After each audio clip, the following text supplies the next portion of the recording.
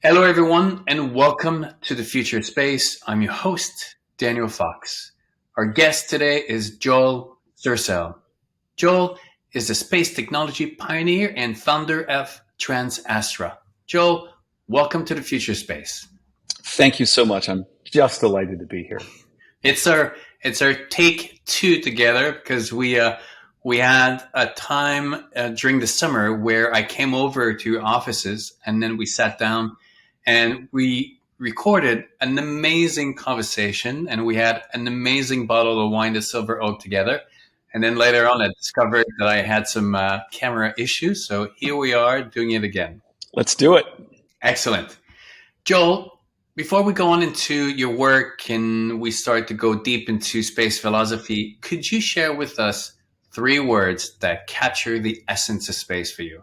Everything, unlimited potential. And what would be the human story of going to space? There's a science story, there's a technology story, but beyond that, what is the human story of going to space? It's the ultimate frontier.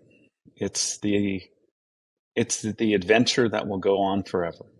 I mean, do you think that like beyond space, I mean, right now we're about to do that leap of exploration. Like for the last, I would say 3.6 billion years, life has been building in complexity and expanding on Earth within the tools and the capacity that it had. And now that leap that it's about to take will just open this new era where once we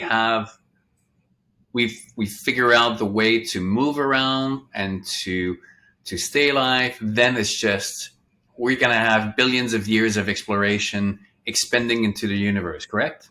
So the human adventure in space is a continuation of the adventure of life on Earth. The way we look at it is that we're sitting on the precipice of a great leap that's beyond historic. You know, Big historical things, you could say would be the signing of the Magna Carta, right? Or the Bill of Rights, or my view as the American Revolution, right? But if you zoom out from space and look at the Earth from a million miles away, you have this small, blue orb floating in the cosmos. And there have been a few things that have occurred on that blue orb so far that have been significant. It may be that life is plentiful in the universe, but so far we haven't found any evidence of other life in the universe. So a significant thing that happened billions of years ago on Earth was the emergence of life. Big deal. And once it emerged, it covered the entire planet in terms of the ocean with simple one-celled organisms. And then it kind of got stagnated. It had reached the limits of its frontier. But then a great innovation occurred, and that was the spontaneous invention by natural selection of eukaryotic life, complex life forms that could then evolve into ever more complex life forms. And they spread throughout the ocean until they'd covered the entire ocean. And then at some point, the first animals walked on the planet, walked on the land. That's a very significant thing. And then they spread. And then, depending on how you count it, maybe a million years ago, maybe 100,000 years ago, maybe 30,000 years ago, intelligence emerged on the earth in the form of Homo sapien. And Homo sapiens spread to every major ecological niche on the land, on the planet, from Arctic environments to sub-Saharan to tropical jungles, everything. And at this point, if you get into an airplane and fly across most of the continents of the Earth on a clear night when there's no cloud, there's city lights as far as the eye can see in every direction. So we've filled, or we're nearing filling the capacity of the planet. But life has a way of innovating and inventing and getting to the next frontier. And we have, as Carl Sagan referred to the planet, this pale blue dot floating in the cosmos. where life has been evolving, gave rise to intelligence that's observing the universe. And now for the first time, life is ready to launch its way into the cosmos. This is like, I view this as like an aquatic animal or plant that spreads its seed and pollinates, and then it can then settle into other areas of the ocean. So far, we've been on this tiny little dot in this vast cosmos with resources that vastly outstrip the resources of the Earth. And the human adventure is just beginning. And so it's an incredibly important and exciting time to be in the space business. You were talking about how this is like once in a species, or even more so, because if we take literally the comparison of when life went from single cell, as you were saying, to multi-cell, it led to an explosion of evolution. And now life is about to go from single planet to multi-planet, which is the cell of the universe. Like a single planet is just a single cell in that universe. I mean, we look at the James Webb, the recent images from the pillars of creation, and you look at this image and you realize that every single pinhole dot contains thousands of other world. And so this is a giant organism. And now life is about to go from single. Yeah, I would say that life is evolving from being planetary to being cosmic. Intelligent life harnesses tremendous quantities of energy and material and grows exponentially. And, right now, humanity only harnesses about 1/10,000th of the solar energy that hits the surface of the Earth. If we are to be harnessing any significant fraction of the solar energy that hits the surface of the Earth, it would probably drive all other life on the Earth to extinction. So for intelligence with this exponential potential, we shouldn't be on planets. We should be in the cosmos, building worlds out of the materials of the cosmos. What do I mean by that? There are billions of asteroids in our solar system. There's enough material in the asteroid belt. There's enough material in the asteroid belt with those billions of asteroids to build a radiation shield 20 feet thick. That's 1,000 times the surface area of the Earth. That means that we can build worlds like that artist concept up over my shoulder for humans and our progeny, whatever we evolve into, to live in terrestrial environments with 1,000 times the carrying capacity of the Earth.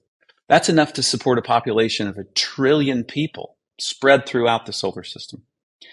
It doesn't make any sense to cram all those people onto planetary surfaces that might harbor life when we can live in free space, harnessing the resources of the asteroid, and when we can live in free space, harnessing the resources of the asteroids and the energy of the sun. And so that's a very exciting potential. So it's not about being multiplanetary. Old-fashioned life forms are planetary. We're evolving into a new type of species, one that you might refer to as Homo sapiens cosmos. Homo sapiens cosmos can afford to process vastly greater quantities of energy without destroying the biosphere, just harnessing rocks that are floating dead in space and have been doing so for billions of years. We can afford to harvest vast quantities of energy and material to exercise our minds and our industries to find out what we're really capable of as a species, to take the next leap of evolution, to take the next adventure of exploration and discovery. That's what life is all about. And I want you pointed at the mural behind you, and earlier you said about how we were going to pollinate into the cosmos. And when I walked into your office, there's a bee right on the door, and bees are really at the center of that narrative that you've created for the company. And the mural is all these little elements of the hives. Do you want to explain just the story behind and what it represents? Sure. So the Hive is our headquarters here in the city of San Fernando. And a year ago, it was an empty warehouse. And now it's a place where we work every day, teamwork and fellowship to help build the future for humanity in space. But we built this mural area in the Hive as a way to remind us what our mission is. And we're a vision-driven company, and it starts with the vision of humanity evolving and spreading in space, harnessing the resources of the asteroids for the betterment of our progeny and their progeny as far as the eye can see. And in order to do that, there's some core technologies that we need to invent, that we needed to invent. So we invented a core technology called our Sutter telescope, which you can see behind me. The Sutter Ultra spacecraft, which is designed to prospect the asteroids. Astronomers have found well in excess of 30,000 near-Earth asteroids. But the vast majority of those asteroids are really hard to get to. They use it would take a lot of rocket propellant to get there and back. So it'll be a very long time until harvesting those asteroids makes much economic sense. But we know from our statistical model that there are thousands of near-Earth asteroids that are actually easier to get to than the surface of the moon in terms of rocket propellant. And those are the ones that can make a lot of sense for harvesting resources. So we named the Sutter telescope after Sutter's Mill, where gold was discovered in California. And that led to the gold rush of California, the settlement of the American West. The United States is an economic superpower. We see an analogy with asteroid resource harvesting. The Sutter telescope, we're calculating we'll find thousands of low delta V, that means really easy to get to asteroids, that makes economic sense to go there to harvest their resources. So that's one of our core technologies. Another core technology that we're working on is our omnivore solar thermal rocket. What's really cool about the omnivore solar thermal rocket is, one, it's an omnivore. It can work on virtually any rocket propellant. So if you go to any other aerospace company and you have them show you their rocket engine, it can only work on one propellant. Like an electric propulsion system might work on argon or xenon propellant. Chemical rockets work on things that blow up.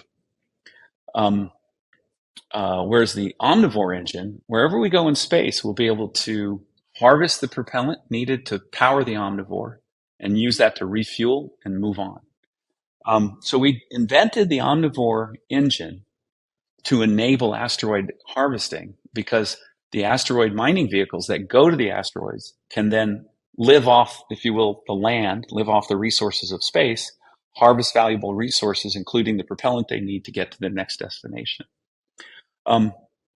The other cool thing about the omnivore engine is that it's powered by the sun. Now, there are other solar-powered rocket engines, rocket propulsion systems. They're called electric propulsion. They have really big, expensive, heavy solar arrays that convert the sunlight into electricity, and then that electricity powers the thruster. For most aerospace companies that build those systems, to get just 1 Newton of thrust, that's about the weight of a small apple, would cost about $10 million in technology. So it's really expensive, and because they don't produce much thrust, they're slow. Whereas the omnivore engine just uses solar concentrators, solar reflectors, these really lightweight reflectors that we think we will be able to make very inexpensively, to just concentrate the sunlight onto the engine. We run the propellant through the engine. It gets superheated, squirted out to produce thrust. That's the omnivore propulsion system. Now, when we were thinking about that, we really don't want to be using a lot of electric power in space, because electric power is expensive to generate from the sun, requires a lot of technologies to build solar cells and solar arrays and that sort of thing. But we power our propulsion systems by the sun, and we also power our mining vehicles by the sun. So we've invented and patented and proven a technology that we call optical mining, where we take highly concentrated sunlight. And if you go to our website at transastra.com, you can see videos of this process. The highly concentrated sunlight focus onto a rock or asteroid material, can actually drill holes in that material. And in drilling those holes, it breaks off little pieces of the material that heat up. And when they heat up, they release their volatile contents. Volatile means a chemical word, means it's liquid at one temperature, gas at another. We can capture those volatiles, like water, carbon dioxide, methane, things like that. We can capture those and use them as rocket propellant. So the omnivore engine is designed to be powered by the sun, and it's designed to use the propellants that we can harvest from the asteroids. And then we've invented a way that's depicted on our mural here, where we can capture asteroids in bags, use optical mining to extract the valuable materials, and then use the omnivore propulsion system to bring that back. Now, these are all technologies that we invented to create this exciting future of people living and working in space. Initially dozens, then hundreds and thousands, then millions, and eventually more people in space than on the ground. And that's a little further down the road. But what's really cool about it is that we've been able to prove all those technologies, and there are commercial applications of those technologies in the space industry today. So the Sutter telescope is tremendously valuable for monitoring debris and orbital traffic. And that's a real problem because space is getting crowded around the Earth. And there's debris. Humans have left our trash behind in orbit already. We need to do better. The difference is if you leave a piece of trash on a highway, it sits there until someone picks it up. In space, it's whizzing around at 8 kilometers per second. And if it hits another piece of trash, it blows up into a whole bunch of little components. And any one of those little components, if they hit your spacecraft, can destroy your spacecraft. If you're an astronaut, it can kill you. So this orbital debris problem in low Earth orbit is a real problem. And traffic monitoring to make sure spacecraft don't collide and make that happen is a very important issue. So with our Sutter telescope, we can help with that. We can help private sector companies avoid collisions with debris and other satellites. And we can help the government maintain awareness of what the traffic is to ensure safe operations. So that's a commercial application of that today. Likewise, we're projecting that over the next 10 years, about 100,000 satellites will be launched into low Earth orbit. Now, most of those satellites will be launched by rockets that are not very good at putting them in their final orbits where they need to go.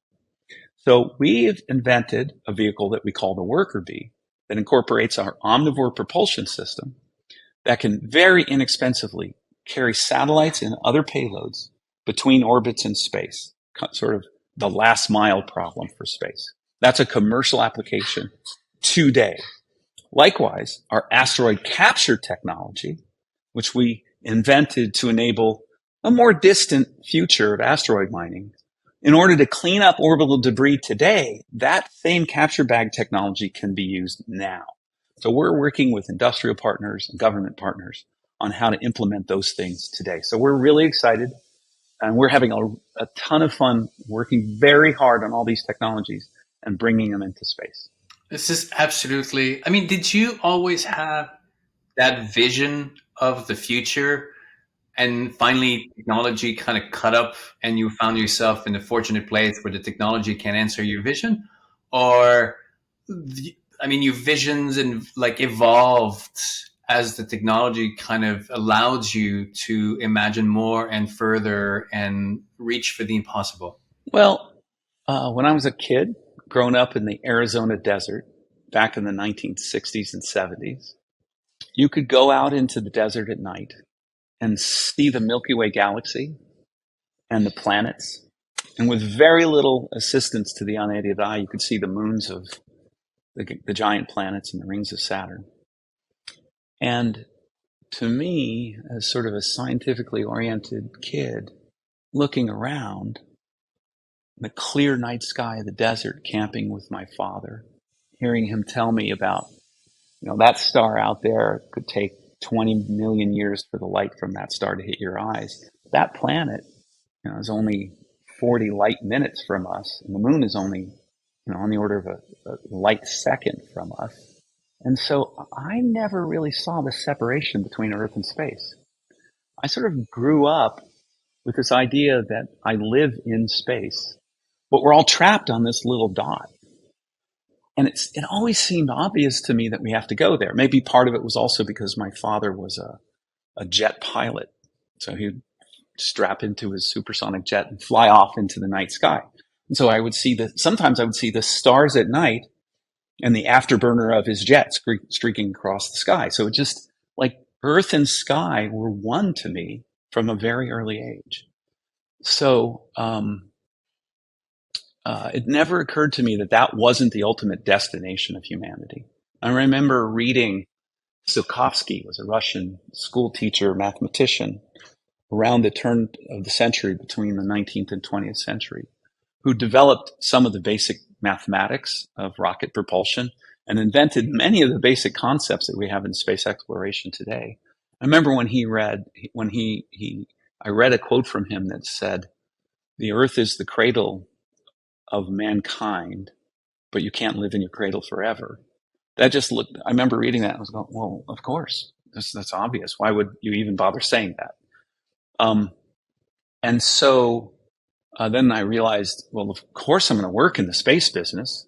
As a little kid, I saw astronauts fly into space. I remember when I was a small child, the air conditioner was out. It was very hot that summer in Arizona. And we watched Neil Armstrong and Buzz Aldrin on the moon.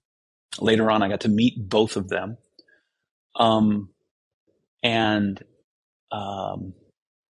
So it just seemed obvious that was what I would do. And so I went to college, got a degree in engineering physics, went to work at NASA JPL, started working and contributing to that effort. And I'd been enamored by the concept of these space settlements that were originally conceived of and designed in a fair amount of engineering detail at a high level by this very famous and well-regarded physicist named Gerard K. O'Neill, Jerry O'Neill, as we called him. And it always seemed obvious that making those out of asteroids was where we were going as a planet. But in order to make that happen, we needed cheap transportation to and from space. So when I was in high school, NASA was developing the space shuttle. And they promised, and I remember I had this book that had all the things the space shuttle was going to do. It promised that the space shuttle would make space travel routine, affordable, and safe. And O'Neill took the numbers that NASA published on the cost and showed that if we could get the cost down to those numbers, it makes perfect economic sense to build settlements in space out of asteroids and lunar material. The problem is the space shuttle didn't work.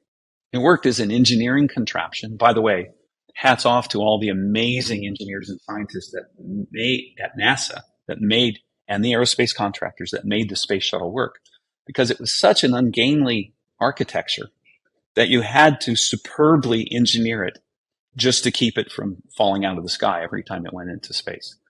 And so it turns out it was a very dangerous system, very expensive. And the vision of space industrialization and space settlement never really came to bear. And so decades went by. And I remember working at JPL, and JPL was proposing another $1 billion mission to go pick up rocks on a planet. And don't get me wrong, I think JPL missions are great, but I didn't see the cost coming down. And while that's wonderful science, it doesn't really move the agenda forward of humanity moving into space. So I actually drifted into other things. I was teaching at Caltech. I was doing a lot of consulting for Fortune 500 companies, Fortune 50 companies, lecturing all over the world. But I really kind of got out of the space business till a consulting client asked me to do a deep dive on SpaceX, because they were thinking about buying SpaceX rockets. And I went and I got to meet many of the executives at SpaceX who were incredibly gracious. The amazing Gwen Shotwell, who's got to be the best executive I've ever met. And then there was a guy named Hans there who was a tremendous engineer, and many others that I could name. But I got to work with them, not shoulder to shoulder in a collaborative way, but really seeing how their engineering processes worked and how the rocket was designed and how the rocket worked. And I came away from it thinking, finally, Jerry O'Neill's vision is possible, because we're going to have low-cost, reusable rockets. So I was able to help SpaceX get certified and make those arguments, being paid by a customer that wanted to know the answer. And then as a result of that, I thought space is going to get exciting. And the vision that I and many others subscribe to, that humanity is going to become an exoplanetary species, a species of the cosmos, can happen now.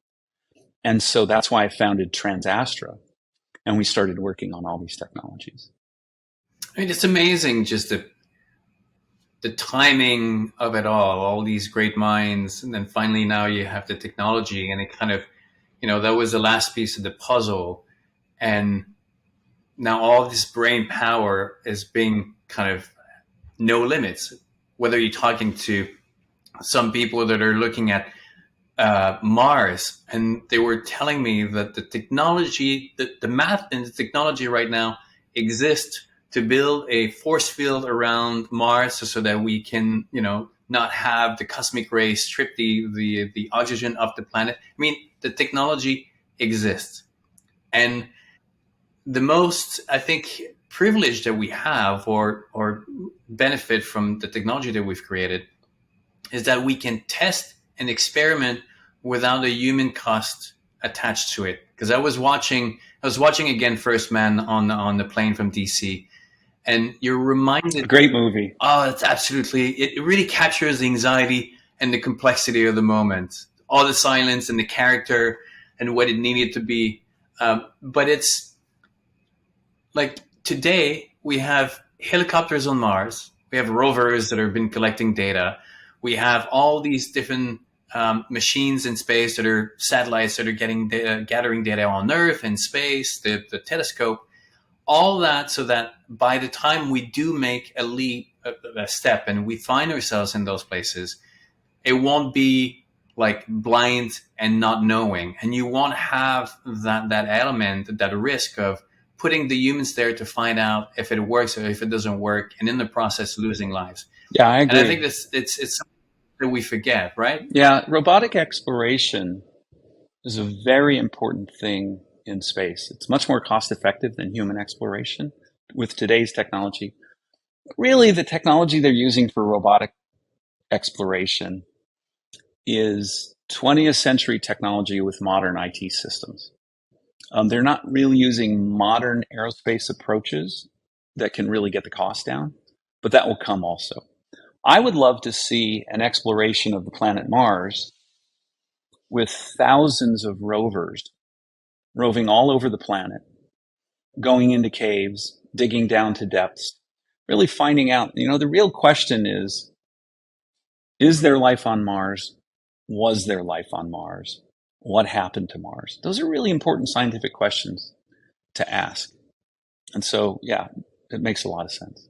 Because you read these stories of the extremes that the human species has gone to collect knowledge and to try to propel, the next wave of exploration, whether it's these stories of like Antarctica or the Arctic, where they would go and build a little cabin and spend the winter in there and almost die at every time. For what? So that they could just collect the weather. And now we have satellites that just collect the weather as if like it was no tomorrow. Like not even like it's just a total different experience. Just recently, I just came back from the Arctic, and I found myself visiting these ruins from the Norse people 700 years ago. The ruins are nice. The only thing left standing is the church, which is interesting because most of the ruins usually it's these buildings that we build to express our faith in the conceptual, not in houses that for ourselves, but in these conceptual beliefs that we have. But the thought that was going through my mind was 700 years in the past, these people were living their lives, doing everything that they can to survive. This idea of the future in which I'm part of could not even be comprehensible. Like it would just everything that is involved into having a ship that's anchored, not even anchor in front of their village, because now the ship has the bow thrusters and these rudders that are independently from each other, and it's a GPS location. So It doesn't need anything. It's just stationary. Just even that, the fact that we have cell phones, walkie-talkies, the clothes, they wouldn't even they wouldn't be in a position to make the dots. And there is 700 years from now a future that exists that for us is totally unreachable. Like we're incapable of imagining what it will be. And I think that's a humbling experience. I mean, do you think it is? Yeah, I agree with, maybe it was Feynman who said that the universe is not only stranger than we can imagine, it's stranger than we can imagine. However, within the limits of what we can easily imagine with available technology and science, we can have an incredibly exciting future. And whether that lasts 50 or 100 or 200 or 700 years, I don't know. We live at a time where 96% of the mass energy of the universe is locked up in dark matter and dark energy, and we have no idea what that is. So we don't have no idea what 96% of the universe is. We've been struggling along with the same theory of quantum mechanics and general relativity for well over 100 years without significant progress. It seems likely that there will be breakthroughs in physics that are beyond the imagination of anyone here today. And what that will open up in terms of possibilities is just purely anyone's guess. But within the known physics and engineering that we have, it's already mind-bending. So as we move into space and slip the Shirley bonds of Earth and become a cosmic species, we can integrate with artificial intelligence and genetic engineering and to become something vastly more than we are now. And the place to do it is space, so we're not messing with the biosphere while we're doing it. A big part of what we're about at TransAstra is harvesting resources of space in a responsible way that's sustainable into the indefinite future, for the indefinite future of generations. And so we know that whatever it is will be beyond our imagination, but our imaginations take us to some pretty amazing places. Because when you and your team develop products for within space, the reality is the incentives to be sustainable, to be efficient, are 1,000 times more important in space than they are on Earth. Because in fact, the incentive on Earth are to do the opposite, not to be effective because of the abundance. Or you can throw your trash everywhere because it doesn't really affect your life. But up in space, this is not a luxury that you have. You have to be sustainable. You have to find ways to recycle and reuse that atom of transformed carbon that you have. You have to conserve the water. You have to create those closed loop environments that don't get worse with time, but actually get better, right? I would say yes and no. Yes, I agree that once we build space settlements, there are certain materials that we'll have to marshal very carefully. We'll have to be very careful about conservation and reuse and that sort of thing. But the resources of space are vast, and I think we've already seen evidence that there'll be a temptation to treat it as a dumping ground. So I remember as recently as when I was a child, people would say it's okay to dump in the ocean because it's infinite. Like, we know better now, right? You have to be careful what you dump in the ocean. And there's still countries on this planet, big, industrial, rapidly growing, dangerous companies. They happen to be, I said companies, I meant countries, but companies also. Countries that dump into the ocean and they dump into the atmosphere without consideration. They happen to be the same countries that don't respect human rights. Now, I'd like to think that you have to be so efficient in space that you reuse and recycle and don't leave trash behind. But the fact is, we've already started to pollute space. The environment of low Earth orbit is already too crowded.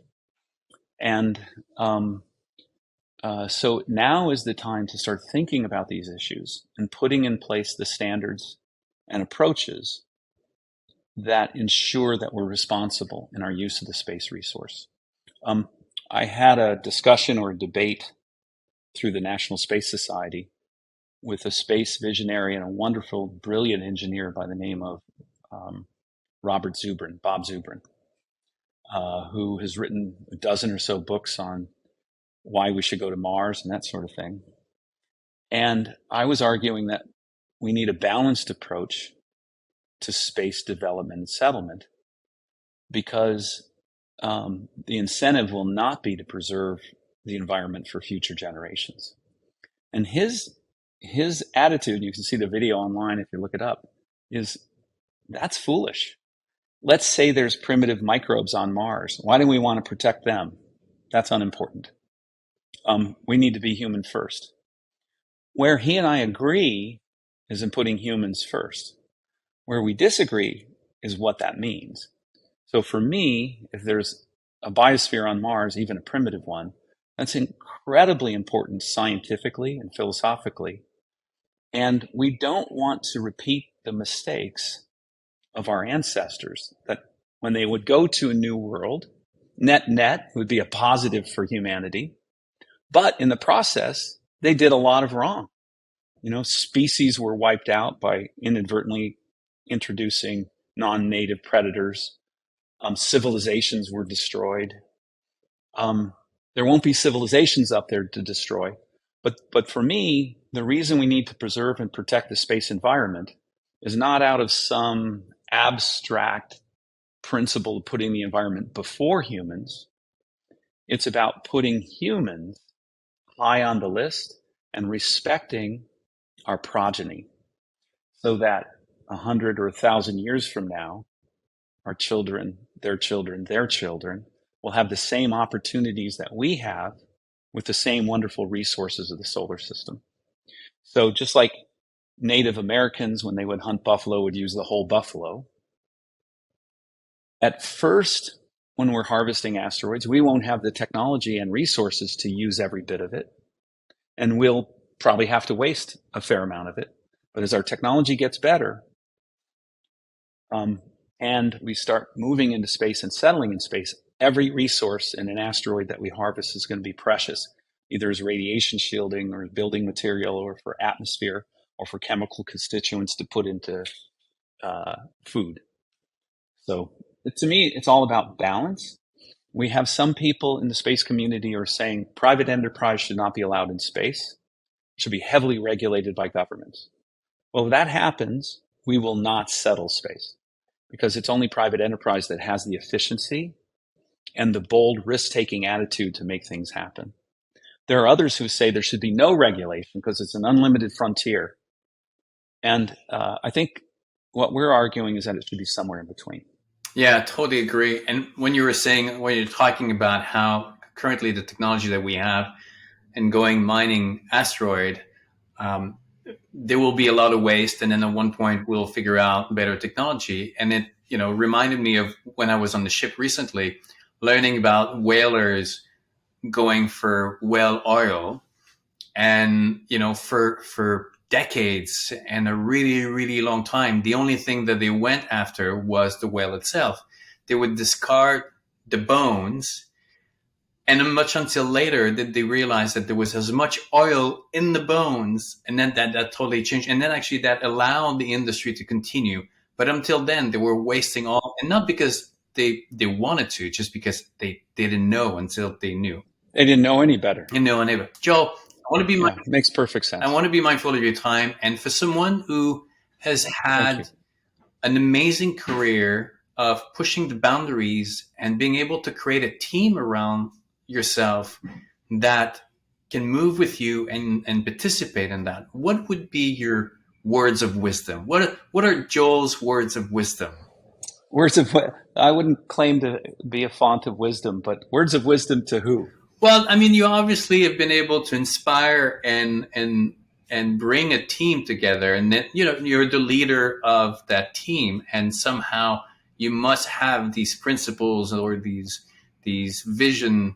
I mean, yeah, they're principles that people resonate with and are able to, to work with you? Well, remember why you're doing it. Have a mission. Be focused on a mission that's greater than yourself. Remember that it takes a team to get the job done. So you want to align yourself with people who share the same vision and mission and who like working together and can work together collaboratively. As an engineer or a scientist or a business person, it's very important to focus on first principles. And most people spend most of their time arguing by analogy, rather than really digging into the first principles and asking, why is that? And getting right down to the bottom of it. Good ideas can come from anyone. So one of my biggest kicks as a technical leader is being involved in a technical session working with engineers. Someone comes up with a new idea to solve a problem that we've been beating our heads against. And it just sends a thrill of joy through me to hear wonderful new ideas. Embrace that which is new. Take smart risks. If you're looking at a decision, you're not quite sure whether to go A, B, or C is close, or A or B, then ask yourself, which one is more dangerous and scary? That's the one you take. Fortune favors the bold. Well, this is quite of an important wisdom. So I'm glad that you shared it. Joe, it's always a pleasure to have a conversation with you. I love what you're working on. I love the fact that you painted a mural expressing the vision, that you brought in arts, and it's not just a bunch of computers where the mission is written over there. It's on the wall is painted, and it kind of creates that environment that constantly reminds people why they're there and why they're working. And I know I've met some of your team. They're young, they're dedicated, they're full of energy. So congratulations, and I'm looking forward for our next time together. Thank you so much, Daniel. This is a delight.